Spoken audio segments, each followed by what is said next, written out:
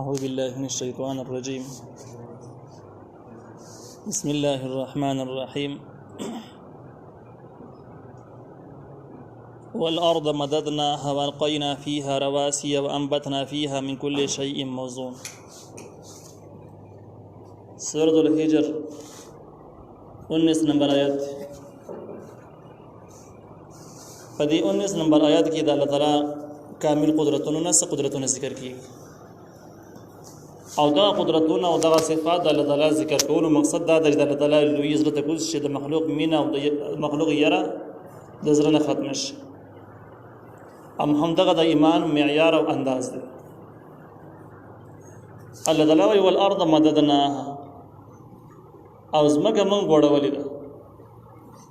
والقینا من خودلې دی فيها بدی کی رواسي غرونه پرزما کې لوی لوی غرونه پراته دي.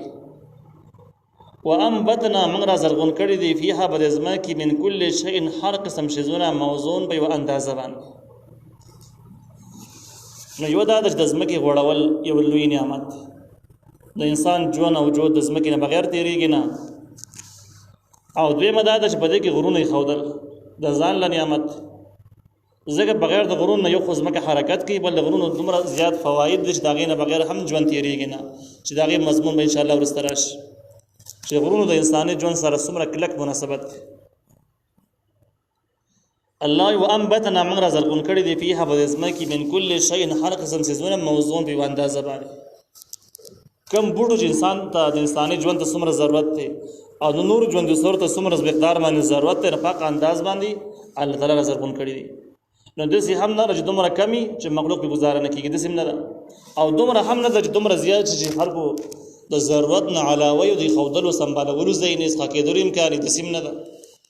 نټو سيزونه د مخلوقات ته په مناسب انداز باندې ملاويږي. وجعلنا لكم من غرزوري ساسو د پاره فيها بدی کی معايش اسباب د ژوند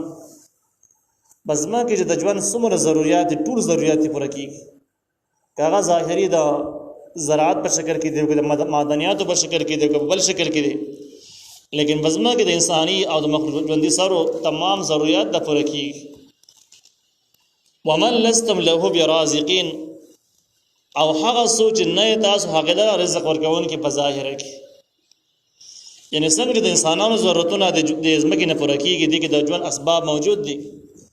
دغه څنګه د هغه مخلوق د ژوند اسباب په کې هم شته چې تاسو دا غي نه خبر هم نه تاسو په کنټرول او اختیار کې نه دي مخلوقات ژوند تیري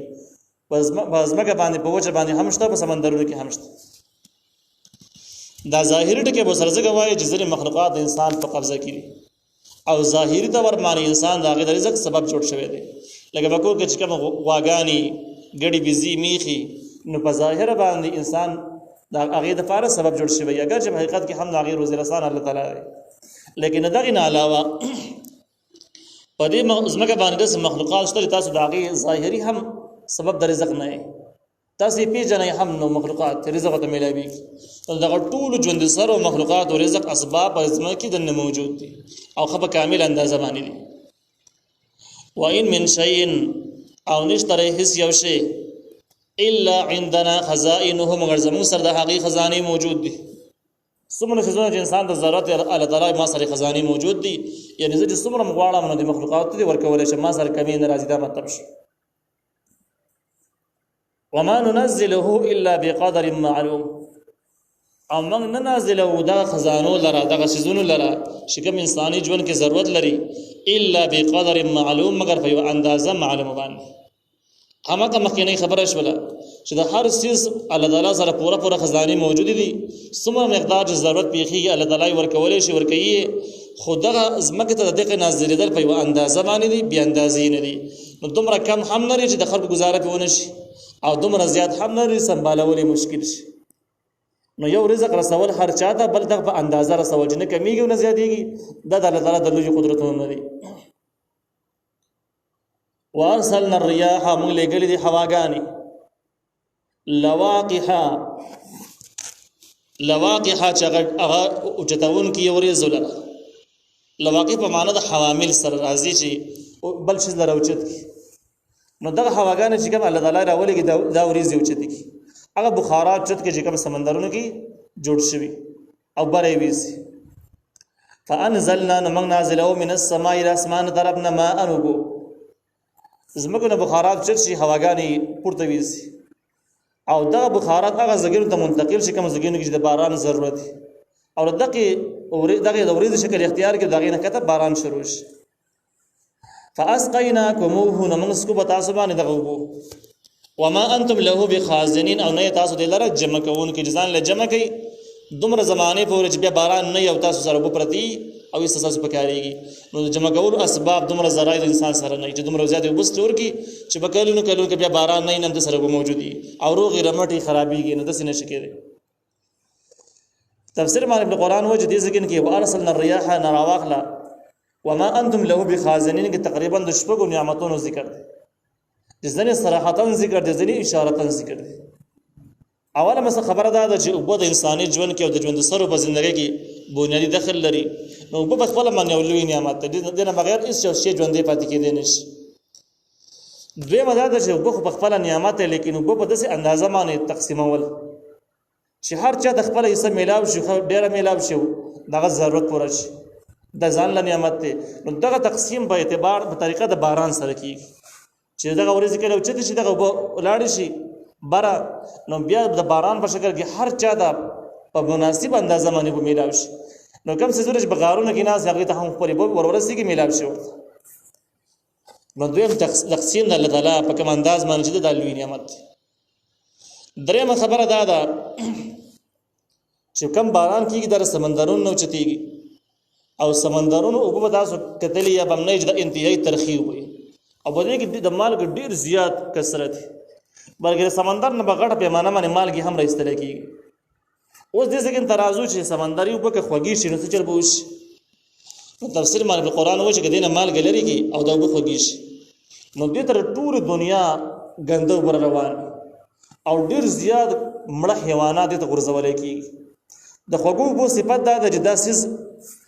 ختمول نشي بلکې دا پکې ښه کېږي کله چې خوږی د کسخه شی ورواچي نو دا 20 روکی د غوځان سرګند کوي او دا ختميږي نه د مالګ صفت دا د بکم څه مالګ انداسس خوري کم شه جوارات د خوري ختمي نو سمندري په تمامي ګندګي ځان سره هضم کوي ختمي او د دینه بدبوئی نه جوړيږي یو خدای څنګه کې لوی نعمت در شي بو کې د بو مال د سمندري مالګي مالګ د خپل معنی لوی نعمت شي او که انسان کوشش کوي ته مالګ ورواچي او زګین ته دومره بو ته مالګ ورواچي چې دغه زهريله سيزونه هضم کې ختمي کې د انسان د وسنه بهر خبره ده نو بده کې د مالګ د وجود په خپل معنی لوی نعمت ته چې د بدبوئی کېږي نه بیا سلورم نمبر نعمت پدې کې دا د دقه درخي او زهريله او چې کوم د مالګي نه وبدي دا اوچتش او چې کله اوچتش په دنیا کې چې کله وریږي رسکلو د پاره نو بیا دا ترخی نه دا بل شان دي چې بغیر د ماشين نه دا بیرته خوګوالي صورت اختیار کې نو دغه خوږي په دوباره راوړېدل او خلکو ته خوږ شکل کې ملاوېدل دا ځان له نعمت او دغه د باس په نور زګر کې ان شاء الله راځي الله تعالی تاسو ته موږ خوږي بدرکو لیکن اخري نعمت پدې کې دا دی چې کله دا باران وشي دا راووريږي نو د دې وبو د خلکو تر ضرورتونو پر کول یو صورت خدا دی چې یاره روزانه باران شروع شي او خلکو ته روزانه به ملاويږي لیکن دې سبب د دنیوي ژوند معطل شي روزګار متاثر شي هغه بیا امګرانه د څه ونه شو دوی مدا د وبو خاص ټیم باندې ورېده پرځ کې میاش کې پر باران ورېده او دغه وبو خلکو سٹور کولې جمع کولې یا بکال کې پر ورېده د بخار کو جمع کولې بیا بس طریقه به یو خدای د جمع کولو لپاره به لوی لوی اسباب پکار وي غوډه غوډه ټینکی به پکار وي او لوی لوی ذرایع پکار به سره به د جمع کې د هر چا د وسیدنه داس هم د انساني ژوند او د مخلوقات د وسنه بار کې دغه تقسیم ونه شول او دریم نقصان دی دا چې کله ته په جمع کې خوږی کو یو زمانہ په دې باندې تیر شي 10 حقیقي نو بیا به خلکو ته پاکي وبنه ملاويدلې وای د دې لپاره د نعمت د بحال کولو لپاره چې هر چاته به ملاوي شي په هر ټیم کې ملاوي شي پاکي صفه د اسکر قابلیت به ملاوي شي او دا د هر ژوند سره ضرورت د انسان ضرورت دی نو وای دغه لپاره الله تعالی دغه صورت واوري شکل ته واړه او دغه واوري د غټ غټ غرونو باندې کې خودلې به دغه واوري چې دین مستقیل لګي ولیکيږي دغه د نهرونو دریابونو او د لختو شکل اختیار کی او د کته د علاقو تر ازي خلک استعمالي کوم ځګنه باندې لختی نه په کوم ځګنه کې چینه نه نو په هغه ځګنه کې بزمو کې دنه پټ د سرګونه موجود شي هغه انساني رګونو په شکل کې بزمه کې هم د سرګونه موجود دي چې باندې مستقیل وبچلي او دغه ځګینو کې کوم ځای کې چنی نشته دغه شان رواني ونشته د ښکارا په ښکارا باندې نو خلک هغه رګونه معلوموي او د کویانه په شکل کې هغه بیا راو بس نو وما انتم له بخازنین کې دقل وی نعمت اشاره چې وو د اسمان نه راوړېدل دومره صفا سوترا او بیا انسانانو ته د دې وو مسلسل ضرورت ته هر ټیم استعمالي ضرورت ته پیخيږي نو هر ټیم په ملاويدل پاکي او تازه په ملاويدل دا د انسان د وس نه د خزانه کې او دغه شان کې بیا د استعمال کی اوله خزانه کول صورت نه جوړيږي وس نه بهر کیږي دویم خزانه کې د خرابيږي نو دغه طریقه باندې د کویانو د چینو د لختو شکل د اختیار کې بلغه طریقه باندې پاکي وو مسلسل کارو سر ملاويږي نو د څه وایي چې بده وارسلنا الرياح آیت کې چې کوم 22 نمبر آیت ته پدې کې د شپږو نعمتونو ذکر دی او دا نعمتونه ټول لوی لوی نعمتونه د انسان ژوند سره مسلسل مناسبت د انسان د غیر بيخي غافل کېدې نشي او دغه لوی نعمتونو تقاضا ده چې کله د الله تعالی تقسیم دی د الله تعالی نظام دی نو پکار د خپل ژوند کې سره د الله تعالی نظام بيخي عملي کی او د الله تعالی په فرمانه کې د بلچا وانوري دغه علماء د ابراهيم ابن ادهم یو واقعه ذکر کړی ده چې یو کس راغی ابراهيم ابن ادهم چې یو لوی عالم د خپل زمانه در شوی دی هغه ته ویل چې ګناهونه او جرمونه زما پتر جوړ شوی دی او زه د ګناهونو نړو منې کېدې نشم ډېر خواري به وکړل خو بس د اخلاق مې دونه خراب شوی دي چې په کوم ځای کې به ګناه مې لاس برکېږي بیا ټینګېدل نشي نو داسې یو طریقه راته وښایه چې هغه طریقه زه وکړم او د ګناهونو مې الله منې کړي ابراهيم ابن ادهم ورته ویل طریقه ډېره اسانه ده بګه زه به تاسو دومره وایم چې خپل ګناهونه جاری ساته ګناهونه دې کوه خو دومره وکړه چې د الله تعالی د اسمان لاندې مکوه او د الله تعالی پس مکه باندې مکوه او چې کړ دې ګناه کور د الله تعالی رزق مې استعمال د الله تعالی نعمتونه مې استعمال د کومره خالي وکړه نور ګناهونه کوه د څنګه د خوخي نه غسي کوه دا کس وایي چې بس ما به کله ګناه دا وشو ما چې ګناه کوم نو چې بار په اسمان ته وکړه چې د الله اسمان لاندې ګناه کې د الله تعالی زمکه د پس د پاسه کې او بیا به استعمالي شي د چا نعمتونه به استعمالي نو حیا برابر کې راوړل شي اداغې نه بعد ګناهونو میزان راټینګ کو تر دې حدا بل دغه کس د ګناهونو نړ تور شو به د وخت یو لوی عالم ته جوړ شوی دی بهر حال باندې د نعمتونو تقاضا ده چې سره استعمالي چې بزان کې بسترو کې حیا پیدا کی او الله تعالی نافرمانی نه هم ځان وساتي وإنا لنحن نحيي ونميت ونحن الوارثون الله تعالی یقینا خامخ مونږه نحيي ژوند کول کو مخلوق پیدا کوو هغه ته ژوند ورکو د ژوند اختیار د الله تعالی سره دی ونميت مړه کول کو ځنې مخلوقات ټیم په ټیم باندې وژنو ونحن الوارثون امون باقی پاتې کیدونکي والله وي یره ټول مخلوقات چې کله د دنیا نه فناشي الله تعالی قائم موجودي نو وارث په معنی د باقی پاتې کېدل سره ده چې تمام مخلوقات د خاتمین بعد به هم الله تعالی موجودي د الله تعالی نظام موجودي نو بده کې اشاره شو دي خبره د خپل ژوند او د خپل مرګ باره کې سوچ چې د دوه اختیار د الله تعالی سره دی نو بده ژوند او مرګ په دوه تقاضا ده چې د الله تعالی د حکم مطابق وشي او بر فرمانی کې دی ونه شي دا ډېر ورسترګي به شرمي شي او ډېر سخت نقصان بشي ولقد علمنا المستقدمين منكم ولقد علمنا المستأخرين دغه د الله تعالی کولی علم ذکر کیږي چې الله تعالی علم په هر شی باندې موحد ترګر کړی دی او هیڅ یو شی د الله تعالی د علم نه بهر نه دی نو انسانان د لپاره خبرداري ده چې په کوم ټیم کې او په کوم وخت تاسو څه کارم کوي الله تعالی تاسو نه خبر دی نو که دا کارم د شریعت موافق او بدله اجر به درکې او که مخالف بنو چې کې خوښ شو راو به سزا بدله درکې خدای تعالی د علم تاسو بار کې نه چې ګنام کړی والله د خبر نه نو د فکر شي ونه الله تعالی وی ولقد علمنا المستقدمين یقینا موږ پیژنو تاسو نه مخکینه خلک ولقد علمنا المستأخرين امنګ پیژنو په تاسو کې ورستانه خلک دای لفظ معنی شو دی باره کې مصداق د دې شی د ورستانیو مخکینو نسوک مراد پدې کې د مفسرین تقریبا شپږو پورې اقوال شته یو قول پدې کې دا چې د مستقدمین نه مراد هغه خلک دي چې کوم وړاندې تر شوی مخکینی امتونه ته مراد او د مستاخرین نه مراد د نبی کریم صلی الله علیه وسلم امت مراد دي دا پکې یو قول دی دویم قول پدې کې دا چې د مستقدمین هغه خلک مراد دي چې کوم مړ شوی او د مستاخرین هغه مراد چې کوم په حال ژوند دي په دنیا په سر باندې شته دي او بل قول پکې دا چې د مستقدمین نه مراد موجوده ژوندۍ خلک دي